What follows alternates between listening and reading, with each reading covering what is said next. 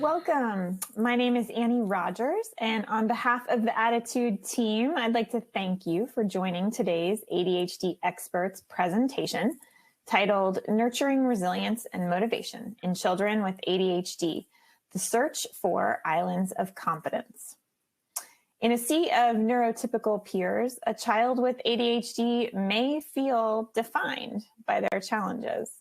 Low self-esteem may follow and lead to negative coping strategies. This is when it's particularly useful and beneficial to identify that child's islands of competence, the natural strengths upon which they can build resilience, confidence, and lifetime learning habits. In today's webinar, parents, educators, and professionals will learn how to identify and reinforce a child's islands of competence and the components of a resilient mindset. We will discuss ways to fulfill the role of charismatic adult to become a source of strength for children and teens with ADHD. Leading today's presentation is Dr. Robert Brooks. Dr. Brooks is a psychologist on the faculty of Harvard Medical School and former director of the Department of Psychology at McLean Hospital, a private psychiatric hospital in the Boston area. He has lectured nationally and internationally and written extensively about such themes as resilience across the lifespan, education, children and adults with special needs, psychotherapy, parent and family relationships, and creating positive school and work environments. He is the author and co-author of 19 books, including Raising Resilient Children, The Power of Resilience, Achieving Balance, Confidence, and Personal Strength in Your Life, and Tenacity in Children, Nurturing the 7 Instincts for Lifetime Success. Dr. Brooks has received many awards for his work, including Hall of Fame awards from both the Connecticut Association for Children with LD and CHAD. Most recently, he was given the Mental Health Humanitarian Award from William James College in Massachusetts for his contributions as an educator, clinician, and author. He has also served as a consultant for Sesame Street Parents magazine. Additional information about Dr. Brooks may be found on his website at drrobertbrooks.com. Before I hand over the microphone to Dr. Brooks, I have just a few housekeeping items. Those of you tuned into the live webinar may submit your questions for our expert at any time by navigating to the text box under the video player. To download the slides, click on the Event Resources section of your webinar screen. And if you are interested in the Certificate of Attendance option, look for instructions in an email that you'll receive about an hour after we wrap up the live broadcast. If you are listening in replay or podcast mode, visit ADDitudemag.com and search for podcast 408 to access the slides, webinar replay, and certificate of attendance option. If you support the work we're doing here at ADDitude to strengthen the ADHD community, we encourage you to visit ADDitudemag.com/subscribe and sign up for ADDitude magazine. If you do so now, you will receive our forthcoming fall issue and its special Success at School section with strategies for students, educators, and caregivers. Finally, the sponsor of today's webinar is Play Attention. Improve executive function and self-regulation. For more than 25 years, Play Attention has been helping children and adults thrive and succeed. Tufts University School of Medicine found Play Attention significantly improved attention, executive function, academic performance, and behavioral control of students with ADHD. Your program will include a lifetime membership and a personal executive function coach to customize your plan along the way. Home and professional programs are available. Call 828-676-2240. Click the link on your screen to schedule your free one-on-one consultation. Visit playattention.com to learn more. ADDitude thanks our sponsors. for supporting our webinars, but sponsorship has no influence on speaker selection or webinar content. So without any further ado, I am so pleased to welcome Dr. Brooks. Thank you, Dr. Brooks, so much for joining us today and for leading this discussion. Well, thank you so much, Annie. And I want to thank Carly Broadway. It was a pleasure to work with her in planning this webinar. And I'm going to get right into it since I'm going to be sharing like a 40-plus year career in about 35 minutes or so. As I say that, I'm glad you listed my website, because on my website for the last 20 years, I've been writing a monthly article. And I just want to let viewers know that many of the ideas I'm going to be speaking about today, they're briefer articles on my website. So without further ado, let me give a brief definition of resilience. And one of the things I learned is different people have different definitions, especially now in co-editing the third edition of the Handbook of Resilience in Children. One could see that there are these different definitions. So without wishing to oversimplify things in any way, I'm going to use this brief definition today. It's the capacity to cope effectively with adversity. It's not that resilient children or adults are not going to face adversity. It's not that they're not, they're going to still feel stress at times. But one of the key, really, for me, attributes of resilient children and adults is when problems come up, they view these problems as challenges to be solved rather than overwhelmed by. As you'll hear in today's webinar, we really have to help our children to become much better problem solvers and believe in themselves. Think of it this way. I've often, in live performances, if you will, asked an audience, who in this audience has ever faced a problem where your first thought was, I don't even know where to start? And I'm the first one to raise my hand. And everyone at some point in their life has had that feeling, where do I even start to handle this problem? And then I say, imagine this. Imagine if almost every problem you faced, you felt that way.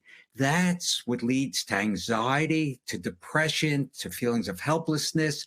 And so we want people to start to feel there are these problems there, but there are things we can do. And for children, it's learning how to turn to adults to help them to learn to problem solve. I just want to share a little about the background of my interest in the concept of resilience, especially when working with children and adults with ADHD.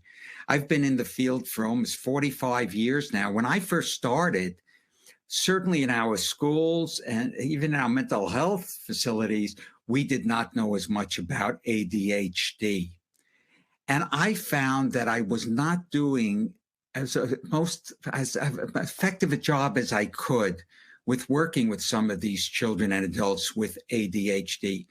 Also, one of the most challenging positions I ever held was at McLean Hospital, which is a psychiatric hospital. And my first position there was as principal of the school in this child and adolescent program in a psychiatric hospital. And at that point, we were really not even diagnosing kids with ADHD. And many of them, their behaviors was seen as things that they could handle if they wanted to. And in many respects, we were not doing a very good job. And when you start feeling as a therapist that kids are getting worse in your care, or as a school principal, kids are getting worse rather than better, you have to do a lot of soul searching. So one of the things I love to do is the following. I would say some of my first publications were on storytelling. Some people have said storytelling is one of the most effective forms of learning about people in therapy. And so I started to collect stories of kids with ADHD and some from adults who looked back at their life and what it felt like. And these stories revealed, not surprisingly, was that their mindset, how they saw themselves, were burdened with negative feelings and thoughts that worked against the development of resilience. And I actually made a list of what are some of the main characteristics of kids with ADHD in terms of how they saw themselves and others. And this is a quick summary.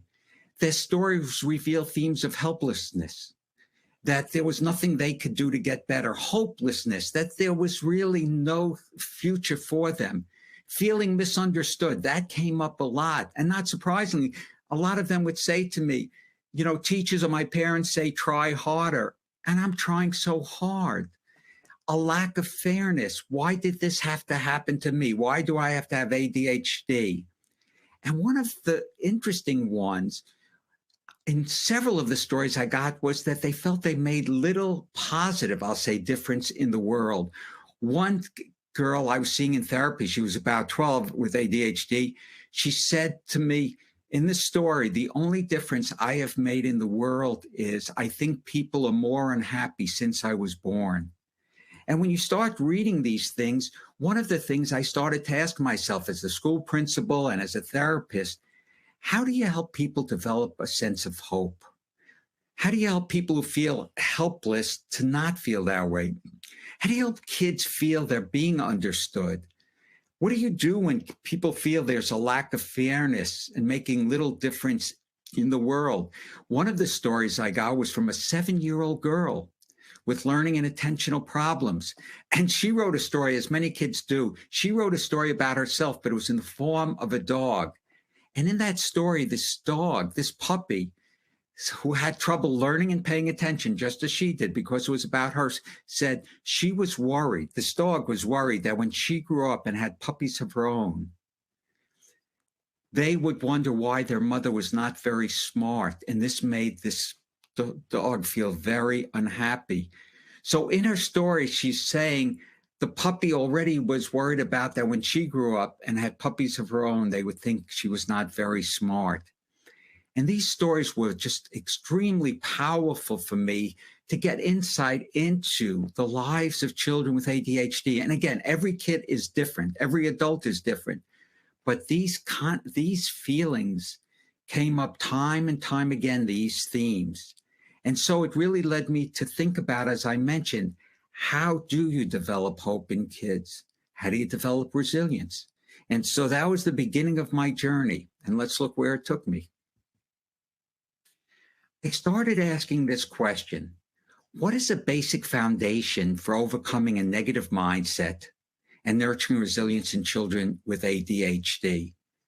What are the essentials? I asked this as a parent, as a therapist, as a school principal, and I was more and more getting involved with working with schools in terms of helping kids with special needs. So what was one of the things I found was a basic foundation in terms of research that was taking place. And let me explain this. I say the presence of what the late psychologist Julius Siegel called a charismatic adult, an adult from whom children gather strength. So just to give you a little background in this, when psychologists became increasingly interested in the theme of resilience, they started asking this question, some of the initial research: why is it that some children could grow up under very difficult situations and yet as adults be much more hopeful and optimistic than you would have ever imagined? So they studied adults who had grown up in war zones, adults who unfortunately grew up in abusive homes. I've always been interested, as you could tell from what I've been talking about, in really kids who grow up feeling like failures in school, kids who feel that they may never learn, like that girl who wrote the story about a dog who really wondered what her own children would think of her when she had children someday. And so they asked these adults who had difficult childhoods, they said, we could have never predicted, based on how you were growing up, that you would be as hopeful and as optimistic as you are today. And these adults, decent jobs, good relationships, and they asked this question: what do you think was one of the most important things in your childhood or adolescence to help you to be resilient today? In just about every study that was ever done, bar none, the first answer was always the same. And in some ways it sounded very simple, but in a very spiritual way, it's why we're all here. They all would mention at least one adult along the way who truly believed in them and stood by them. And one of my heroes in the field of psychology and resilience research was a psychologist, Julius Siegel, who died about 20 years ago now. He had a practice in Washington, D.C. And in the 1980s, he wrote a brief article where he said, in research conducted around the world about children of misfortune, those are any kids who grow up under great adversity, one of the things that really helps them to be resilient is the presence in their lives of what he called a charismatic adult. Sometimes I almost wish he had not used the word charismatic because it seems to have different meanings to different people. But his definition is nothing short of poetic. He says a charismatic adult is an adult from whom a child or adolescent gathers strength. And let me just add this. I'm often asked, do we as adults need charismatic adults in our lives? And the answer is, unless we've decided to be a hermit, we certainly do. We all need these charismatic adults in our lives. So as I began to discuss the importance of charismatic adults, not surprisingly,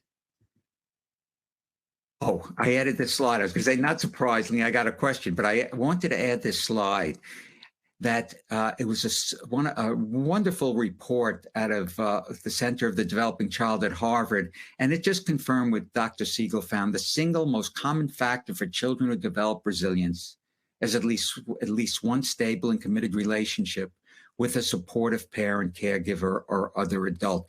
Actually, Dr. Siegel, in one of his articles, said in a surprising number of cases, maybe he shouldn't have been surprised, the charismatic adult in a child's life turns out to be a teacher. So it could be almost anyone, but hopefully it's someone who has regular contact with a child. Now to get to the question I've often been asked. As I've talked about charismatic adults, not surprisingly, I've heard this from parents and teachers and other caregivers. You know, Bob, I want to be a charismatic adult for children. What do I say and do to assume that role? I remember one of my presentations, I think this woman was kidding, I'm pretty sure, said, Bob, what do they look like? And I say, I think they look pretty much like you and me. But it's an important question, because imagine right now, I stopped and said, thank you very much for inviting me here to do this webinar. Everyone listening would right away say, but what are some of the things we can say and do so that we could be a charismatic adult for our children, for our students, for therapists listening, for kids we see in therapy? So let's look at, in one sense, the mindset of charismatic adults and what they say and do. And so I've selected several key ones. There are more in articles I've written, as I mentioned, on my website, but I've selected ones that really audiences have told me they were able to think about, reflect upon, and use right after even the workshop. So let's start. I call it the mindset and strategies of a charismatic adult. The first one is, as charismatic adults, for ourselves and for the kids we work with, to adopt an outlook of personal control. As I define personal control, many of you listening will say, Bob, that sounds a lot like the Serenity Prayer. It certainly does. And there's certainly great overlap. But if you go to my website, there's really many articles on personal control, even more since the pandemic hit. Personal control is this. To me, this makes just a lot of sense. You don't need research, but there's research to support this.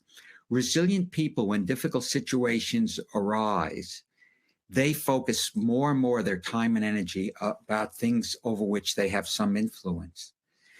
People who are not resilient often try to change things over which they have very little control. Let me give you one example.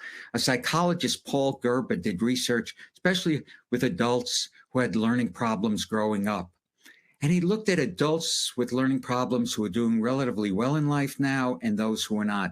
And one of the key dimensions he found, which distinguished them, is adults who are resilient, doing well, years before gave up the thought, the mindset, why did I have to be born with a learning problem?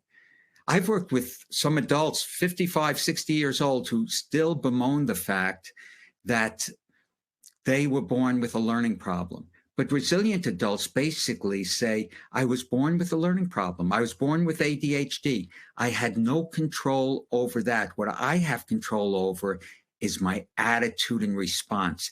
Now, I'm not saying it's easy to adopt that attitude, attitude and response to different events and situations. But it's something we have to work on. Paul Gerber's research showed these resilient adults with learning problems started focusing much more on what they had control over, their attitude and response. Those who were not resilient kept really regretting that they had to be born this way. What happens after a while is then you develop a victim's mentality, as we talk about in psychology. So one of the things, just to give you an example, there was a boy I was seeing in therapy, a 9-year-old boy with ADHD. One of the first things he asked is, why did God choose me to be the one with ADHD? Now, if he continued to have that question, it would keep him from looking at what he could do. And in therapy, what I tried to help him with is the following. Kids are born with ADHD, different reasons. You know, I didn't get into with the 8 or 9-year-old, he was 9 at the time we discussed this. I didn't get into all the brain research, whatever. But I said to him, now that we know you have ADHD, there are things adults can do to help you, and there are things you can do, because you want kids to feel a sense of ownership, of personal control. So this is very powerful to look at what we have control over, and to remember what we have control over is our attitude and response to different events and situations. And a book where I really learned this is a book written by a psychiatrist, a Holocaust survivor, Viktor Frankl. Some of you may know the book. I've read it 7, 8 times now, called Man's Search for Meaning, where he talks about in a concentration camp that he said there were, and it was, again, very significant. He said, even in a concentration camp, there were a few brave men and women who would give away their last morsel of food to someone who was even more hungry than they were.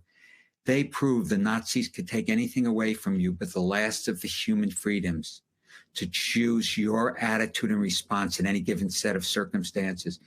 Frankl is talking about being in hell in a concentration camp, but he says even there, we may have more control over our attitude and response to things than we realize. I don't want to be overly dramatic about that, but when I read Frankl, this goes back, I first read that book in graduate school. I started looking more and more as a therapist, and it was a beginning therapist then, obviously. How do I help people to develop this sense of personal control?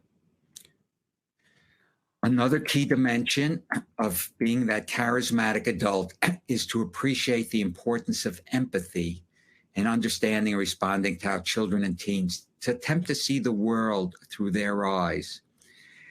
And some of you know the work of Daniel Goleman, the psychologist who wrote Emotional Intelligence book, and another book, Social Intelligence. He says one of the key dimensions of a relationship, any relationship, is empathy, being able to see the world through the eyes of another. So as I started to bring empathy into my work in terms of trying to understand it and help my patients understand it, as I brought it in much more into my webinars now, of course, and before that, my presentations, people ask, are there certain questions to help us be more empathic? I got this a lot from teachers and parents. We think we're empathic, but are there certain questions, especially when we work with some kids with ADHD? And so over the years, I've thought about the questions that I've gotten feedback are some of the ones that most help people who are working with kids or raising kids to be empathic. So think about how you might answer these. What words do I hope my children, or you could fill in my students, or in any situation, my colleagues, what words do I hope my children use to describe me? Every child has words to describe us, whether they're our students, our own children. So this I found could be very helpful. When I'm actually meeting with parents, I say to them, think of 2 or 3 words you hope your children use to describe you. Then this question, what do I intentionally say and do on a regular basis so they're likely to describe me in the way I would like them to describe me?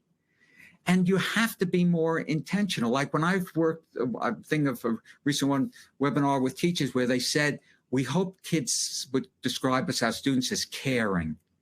But I get very specific. What are things you actually do to help kids to feel you're caring? Or loved, or, you know, whatever the words may be. So what do I intentionally say and do on a regular basis so likely to describe me the way I would like them to describe me? And what words would they actually use to describe me? And I'm smiling. I smile easily anyway, but every time I give this example, I cannot help but think of a number of years ago.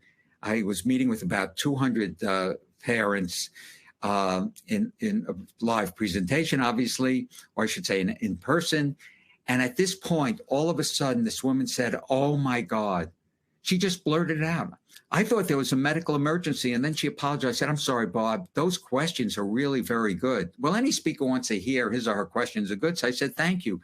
And then it was just like me and her with 198 people or so listening in. She said, "You know, the first word I hope my kids use to describe me is calm."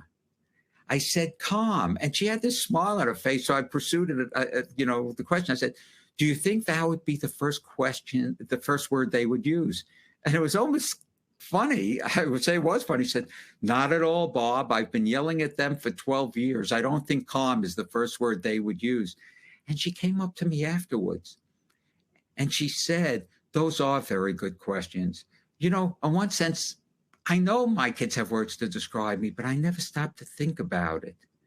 And this really is very helpful to me." And there are many more stories I could tell you about these, but they will have to wait for another time since I want to make sure I get in, through this webinar, all the points I want to make. Oh, so let me just give you a little background. One of my patients with ADHD, he was referred to me. When he was in about the 8th grade, because things had really been going downhill. When I asked him about his teachers, he said to me the following. He said, "I had a teacher in the 4th grade, Dr. Brooks, who really did a number on me." And I said, "Really?" He used to say to me all the time, "You're lazy, you're unmotivated, you'll never amount to anything in life. You better get your rear end in gear." And his most words were, "Try harder, just do better. What's the matter with you?" And even now, a few years later, when this kid described this teacher to me, you could see how upset he was. Well, this particular patient is a wonderful artist. He's won art contests. And at that time, I was writing a book about school climate, and I actually asked him, and his parents' permission, if he would draw some pictures for my book describing his experience in the 4th grade. And I show this to help us realize something we know if we stop to think about it, like that mother said, that every one of our kids has images of us and words to describe us. So the first thing I asked him is, "Would you please draw a picture of how you think your teacher saw you every day in the 4th grade?" And I don't know if you could see it clearly. It's sick in the brain. He said to me, "Every time I thought this teacher looked at me and he kept saying, 'Try harder,' and 'What's the matter with you?' I thought he was saying, 'You're sick in the brain.'" And he's an adult now and a successful adult. And he said to me, when you're really feeling very vulnerable and you feel an important adult in your life is really criticizing and judging you, you really wonder, maybe there is something really wrong with my brain. I then asked him to draw his teacher. This may be very tough to see, but the teacher's basically, the kid on the right is basically saying, "Thank God it's him and not me being yelled at." The teacher's giving a thumbs down on this test. And on the left is a statement that says, "Work sets you free." I was stunned. Some of you may know that "Work sets you free" was the slogan on the entrance to every concentration camp. And I said to this patient, I said, your teacher had a Nazi slogan in the room? And I love this patient. He said, "Not at all. But you told me I could do what I want. That's my editorial comment. It would have felt like being in that room." And that, by the way, that's how the picture actually appeared in the book, and then this one.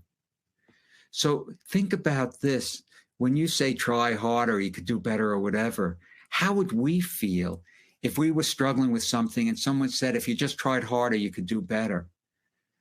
Empathy really involves also that golden rule. Don't say or do anything to someone else that you would not want said or done to you. Let's continue. So we have personal control. We have the importance of empathy, trying to see the world through the eyes of a child. And I'm going to get a little into motivation now. To believe that all children from birth want to learn and be successful. Why do I bring this up? because I cannot tell you how many adults along the way, parents and teachers and others, would say to me, this kid is unmotivated and really doesn't want to do well.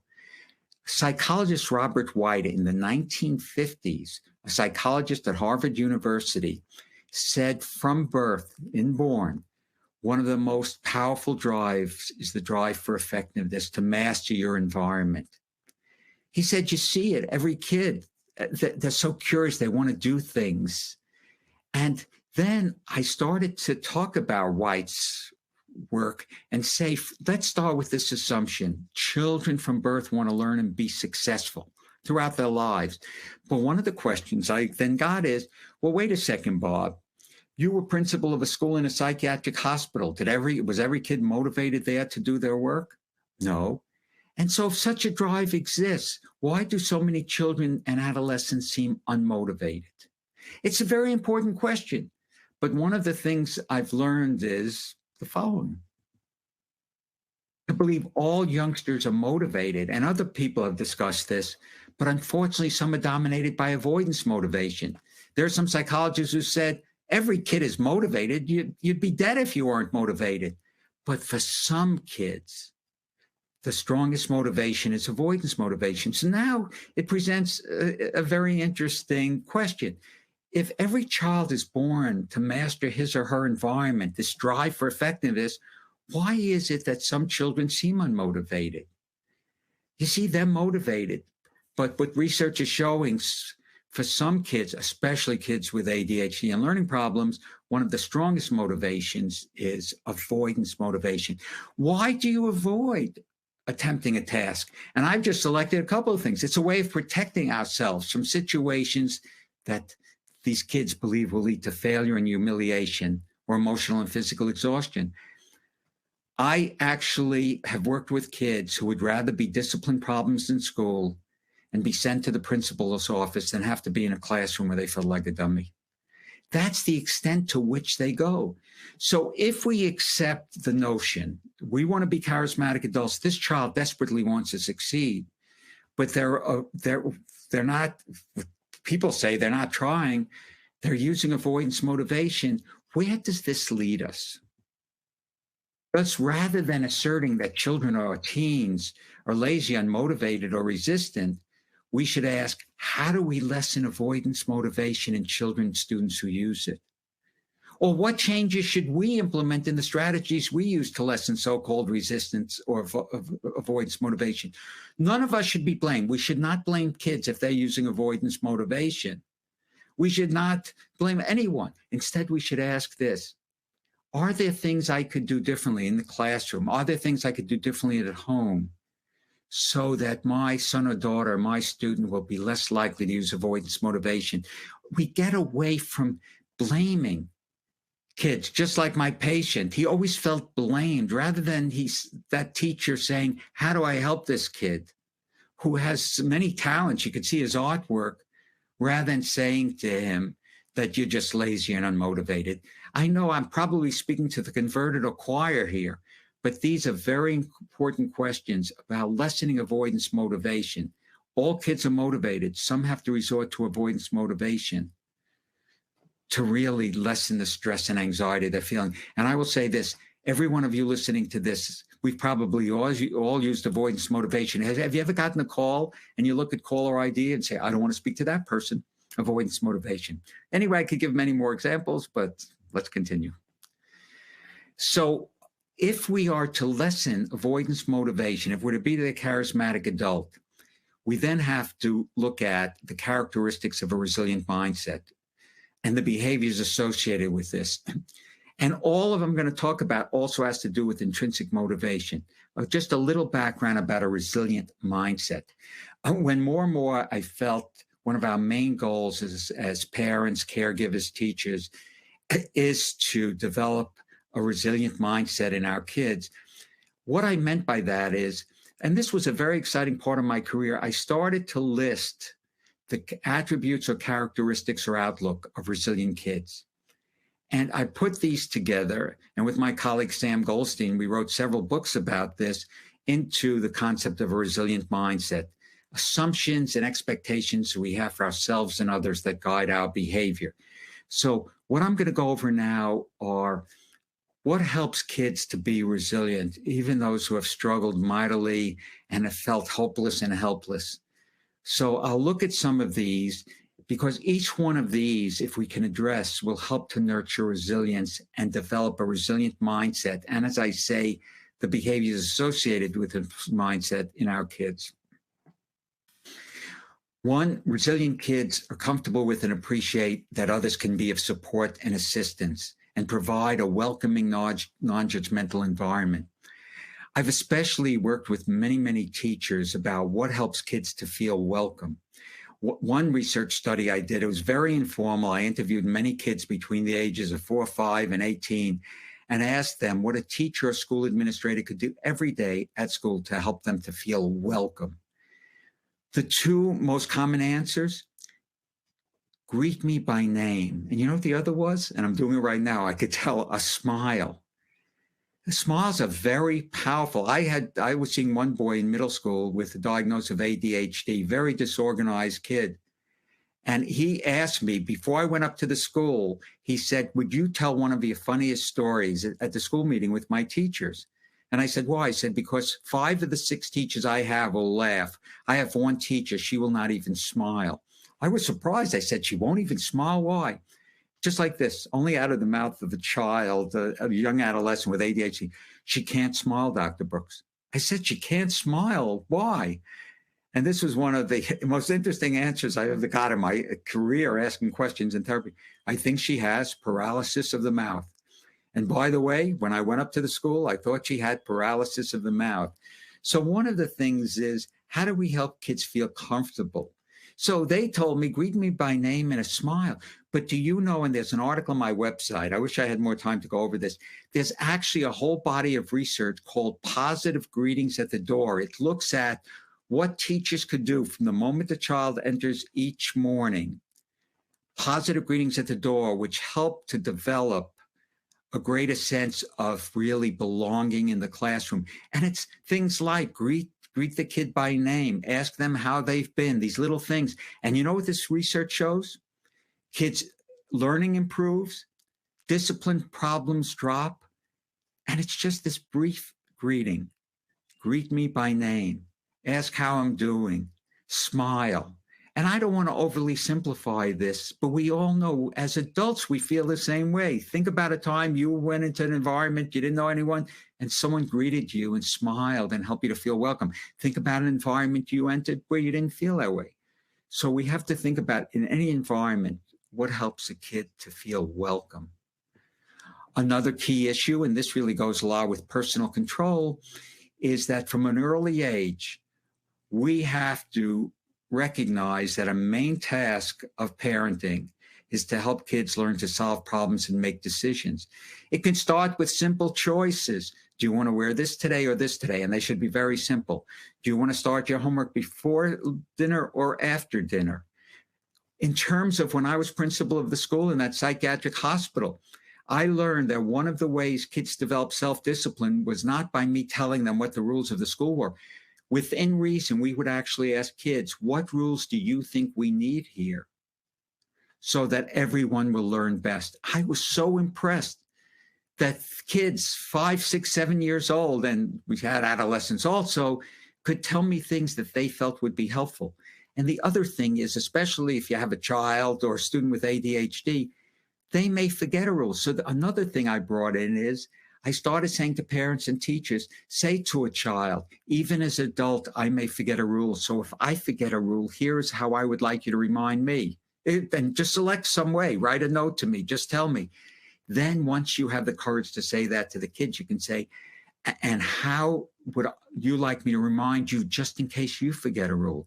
If a child with ADHD can tell you how they would like to be reminded, they're much less likely to see you as nagging them. I still remember one boy with ADHD who would, quotes, forget to take his medication in the morning and didn't want his parents to remind him. When I saw the family in therapy, his way of being reminded is he said to his parents, hold up a sign. And he said, I'm going to create the sign because I'll write please on it. And then the problem lessened a great deal, because at a certain time, if he had not taken his medication, they held up the sign that he had created. So you want them, this is what promotes personal control.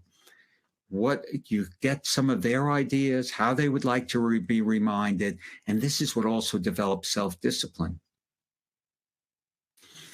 Another key dimension is this, and I just have a few more, and because I'm looking at the time here, to define and reinforce, this was part of the title, one's strengths or islands of competence. I believe a big mistake I made as a beginning therapist was I felt that when parents came in to see me about their child who was having difficulty, or I was consulting to schools about students who were having difficulty, I thought it was my role to hear what the problems were and then to offer strategies. So I could spend 2 hours with parents and basically talk about their kids' problems. I could go up to school and hear about a kid's problems.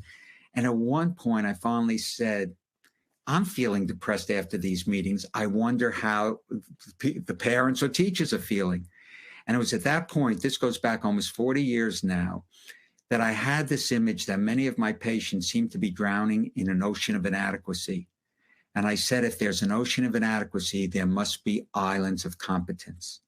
And I said to myself, I wonder what would happen after just 15 minutes with parents or with teachers to say, now that I've heard about a few of the problems, can you please tell me what you see? And I use words like this: your child's strengths, their beauty, their islands of competence.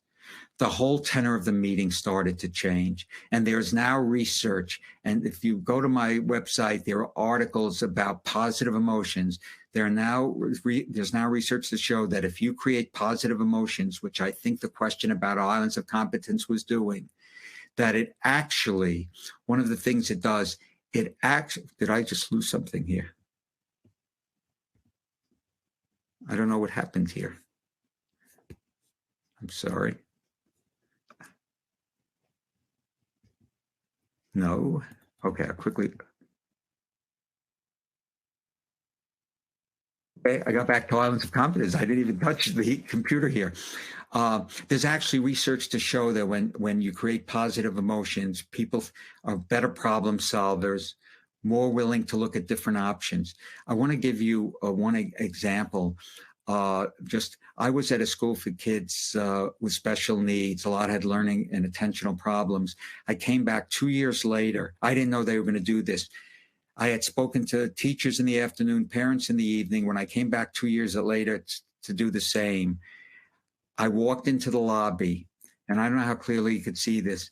Throughout the lobby, every kid had drawn a picture of his or her island of competence. It's hard to see. And I'm standing actually with a quote that they quoted from one of my books, how important it was. And the teachers and parents said to me, Bob, you know what it feels like to go into a school and you see your students and or if it was parents, your child's, what they see as their strengths, just so positive. And the teachers at this school also tied it to using it to help change kids' mindsets. And it's very tough to see, but there's out here, I should say, is the ocean of inadequacy, and here are the islands of competence. So to help kids to change their view of themselves. And one middle school teacher said she started the school year, and this was just public school, started the school year by, instead of doing any work, having kids write down what they saw as their islands of competence. And she said, I spent the first really class time, the first period or two, just having kids talk about what their interests were, what their passions were. She said it brought the class together. And she just said it's been really, discipline problems have dropped because kids felt you were looking at their strengths. And one school principal at a school for kids with special needs, it's almost impossible to see, but before they discuss a kid in that school, he had the teachers fill out a form. What do you see as this child's islands of competence, and how are we using these islands of competence to help the kid learn and feel more dignified in school? So what happened is then, when you fill out this form, before you start talking about problems, he found it changed the whole tenor of the meetings in a more positive way. So we have islands of competence. Let's look at the next thing. to believe that mistakes are experiences from which to learn rather than feel defeated. And I have just 2 more slides. This is another one. Another mistake I felt I made as a beginning therapist is I did not prepare people for the fact that some of my wonderful strategies might not work. And what I decided to do was, when these strategies didn't work, some kids felt even more defeated. Some parents and teachers felt more defeated. So I started to build in the following. I started to say, this strategy sounds very good, but in case it's not as effective as we would like, let's think of a backup strategy. So what I was preparing them for was, sometimes setbacks will occur, but we have these backup plans. And I really like that. And then I read a book by Gabrielle Udingen, who one of my articles on my website is about. And she wrote this book, Rethinking Positive Thinking, where I love her model.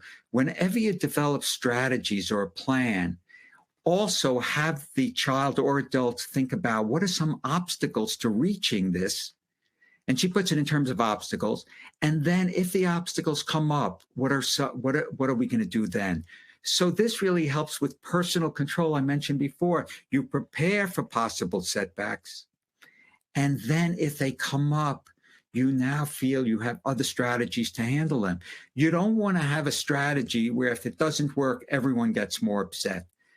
The mindset has to be, if this doesn't work, we learn from it. And I know I'm going over all of these rather quickly in this relatively brief time, but as you can see, these all guide kids to be really much more resilient. And the last slide is the one to believe that one can contribute to and make a positive difference in the world. I learned when I was doing research for a book and asking people about some of their favorite positive and negative memories of school. I found that one of the most positive memories of school, and people between the ages of 21 into their 70s filled out this questionnaire.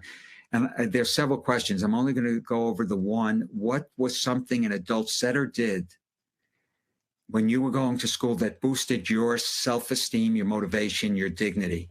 One of the main responses I got was when you were asked to help out in some way. I got things like, I remember when a teacher asked me to pass out the milk and straws. I remember when a teacher asked me really to tutor a younger child. And I am a strong believer when I go up to schools, and the same is true in homes, but I'm sticking with schools right now. One of the first questions I always ask is, what is one thing this child or adolescent does at school that helps him or her to feel they're making a positive difference? This is what adds a sense of purpose. And I might add, it's not just kids. There is now research to show throughout our lifespan, elderly people who are actively involved in helping others, even an hour a week, lead longer lives and feel more resilient. And so I think there are so many things we could do at schools. There's research to show that when kids ready to drop out of high school are asked to go down to the elementary school and read to a child an hour or two a week, they are less likely to drop out.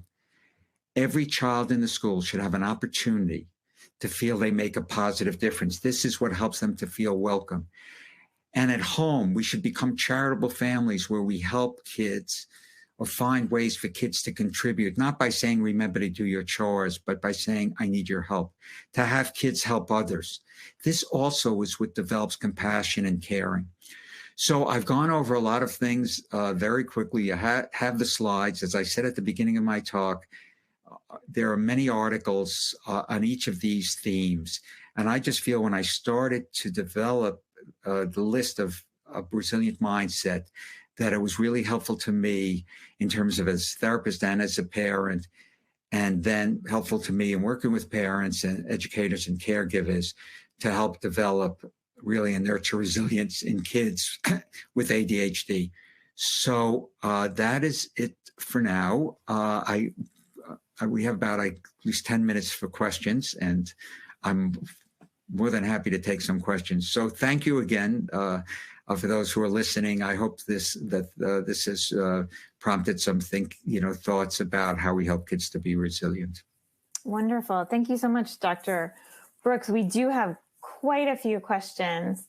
And I wanted to start with, something that really hit home with me, given our work here at ADDitude, and that is those comments about being lazy. We recently asked our subscribers to our women's newsletter. So these are all adults. What comments really stick with you from your over your entire life?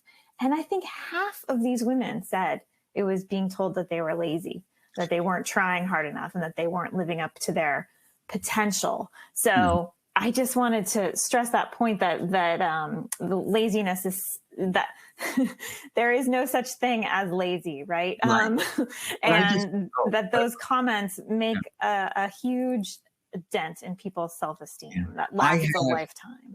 I'm sorry for interrupting. No, I'm so not at all. excited by what you said, because when I've interviewed adults, both male and female, they often say words that really hurt them, where you're lazy, you're unmotivated, like that patient I described, and you don't try hard enough. And just for the listeners, because I had to go over so much, but I start with the assumption, like Robert White, every kid wants to learn and be successful. And I love to tell kids, I think you're really trying, but it's the way you're attempting to learn or the way the adults are teaching you that are not working. See, if you say strategies are not working, it's not just mental or accusatory. Anytime I've worked with a kid or an adult saying we need new strategies, they'll say, what are strategies, or what do I do? If you say to them, you're lazy and unmotivated, you've lost them. And as that patient said, he said sick in the brain, he said, when you think adults are seeing you as sick in the brain and you're lazy, you start feeling maybe you are. So I just want to reinforce what you brought up. And we had a great question along this line. Someone wrote in to ask, can you suggest any responses that parents might give to family members or educators or others who are saying these things about their child? Yeah. One is you have to be careful. You want these, I've learned this the hard way, you want these other people to be empathic towards your child. So you have to be empathic towards them. So if they should say that, I've been writing a lot, and my last 3 website articles is how do you prepare people to hear a message that they might not really want to hear? And so what I've said is, one way to look at things is, and some people do that, kids are lazy or not trying, but this is what I've said, can I suggest another way that may be more helpful? And that's when I'll say, let's start with the assumption that kids are trying, but they really right now may lack certain skills to be as effective as they would like. So let's really start with that assumption and think about what are the skills we can teach them? And depending on the relation, I've sometimes said, if anyone said to me, I always use myself, if I'm having trouble, you're just lazy and not trying, I wouldn't want to listen to that person again. But if they said, Bob, I could see you're having some difficulty, let me show you different strategies to use, I'm much more willing. So it's important not to totally say to another person, that's mean or whatever, or opinionated, but to say some people have actually seen it that way. But I want to share with you another way of seeing it that I think will help the child even more. And there are many more responses. I've written a great deal about what I call empathic communication. And as I say, my last 3 website articles, I was only going to be one article, but I got so much feedback about it, all have to do with, when I got feedback about the first, I wrote 2 follow-up. How do you prepare people to hear a message that is different from their own? And with try harder, that's why even with kids I worked with, I think you're trying hard. And I truly do. They may be trying hard to avoid the situation, but they're trying hard to be able to at least feel that I understand what they're going through. Because one of the things I said in the beginning is some of these kids feel no one understands them, especially when we say you're not trying hard. So a little long-winded, but it's a very important question about preparing people to hear a message that will help to change people's, say, mindset. Yes. And along those lines, several people are writing in that they're familiar with cognitive behavioral therapy, CBT, as a strategy for adults to help them change a lifelong negative mindset. Can that also be helpful for children who are stuck in a negative self-view? Oh, it definitely can. And again, I'm not necessarily the expert in all the forms. There are different forms of even cognitive behavior therapy. But one of the things is, I think cognitive behavior therapy provides certain strategies where kids then feel more of a sense of what I mentioned before, personal control. There are things I could say or do. What I'm as interested in is, how do you create environments where kids feel more comfortable? That's why I bring things up. Look at the kids' strengths, not just what their difficulties are. Do we provide kids with opportunities to help others? See, these are realistic, I think, actions we could help kids really take, where it starts to change their mindset. When kids feel they're helping others, what does it say? It almost says to them, maybe I am worthwhile. Maybe there are things I can contribute to this world. So CBT is helpful. It's not just one therapeutic technique. Over the years, I've become more and more interested, not just in an individual child, but how do you start changing environments? But also, I learned a lot from working with many individual kids. And that's why I talk a great deal about reinforcing and finding every kid's island of competence and having them help out and viewing them as really attempting to succeed, even when it looks like they're not. And I will mention that you wrote a great article that's coming out in ADDitude's next issue, the fall issue, about this very topic of identifying an island of competence and then building responsibility around it. And the story you told was of a child who was struggling in school, third or fourth grade, who was an animal lover. And yes. You were able to make them the school-wide designated classroom animal. It was pet monitor. Yeah, pet monitor. I'm laughing because that was one of the first times I tried looking more positively. And thank heavens it worked out beautifully, where this kid who you really used avoidance motivation became the pet monitor expert in the school. And he even wrote a little book, and about how to be a pet monitor. With his teacher suggested it, and his avoidance motivation just decreased markedly because now he felt comfortable in school. He was the pet monitor. He lectured in every classroom in the building before the end of the year. So I know I filled in probably the rest of the story, but thank you for bringing it up. It was a pleasure to write that article for your magazine. Well, it really hit home. It was such a positive way to focus on that island of competence. And as a result, as you said in the article, everything else improved. Behavior, yes. Academics. It was, really a breakthrough. And it leads to another question we've received, which have you found any good ways to work in the islands of competence model and strategies into a child's IEP or 504 plan? Oh, what a wonderful question. What I've tried to do, here I go smiling again, is I've advocated that the first thing on a child's IEP should be, and one doesn't have to use islands of competence, but that school principal, it wasn't an IEP, that form I showed. What are the child's islands of competence? Think about what that school principal did. It could have been part of an IEP. What are the child's islands of competence? Name as many as you can, it said, and then how are we using these in the school? And so like that pet monitor, I've had kids tutor younger kids I had one boy who was disorganized, but really wanted to help others. And his island of competence was he could barely straighten out his own book bag, but he was asked to go down like 10 minutes before the school day ended to help first graders fix their bags. That helped him to do his own. So there are so many ways it should be built in. When I go to a meeting, about a child, it may not be just in the formal IEP, but I make sure somewhere there's much more focus on strengths. And if I had my druthers, it would just be like that school principal, have a form. It could be attached to the IEP, or it could be right at the top. What are the child's islands or adolescent's islands of competence? And how are we using it? Actually using it in the school to help the child feel more motivated. And I love the word, I use it a lot, dignified.